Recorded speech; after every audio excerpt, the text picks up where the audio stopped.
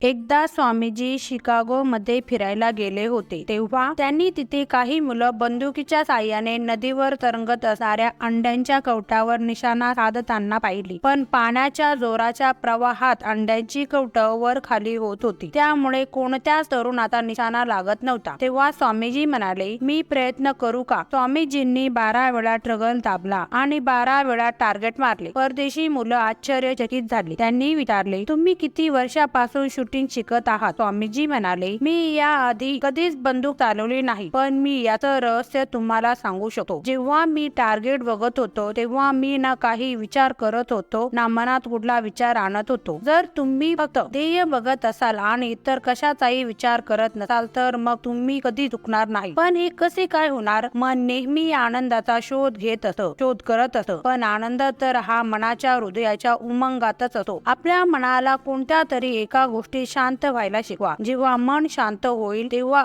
आपण आतून आनंद जाणवेल आणि मन तिथे शांत होईल जिथे तुम्ही एकाग्र व्हाल. म्हणून तुमचे मन कामावर केंद्रित करा. काम आणि ध्येयामध्ये सर्व मजा आवड शोधा.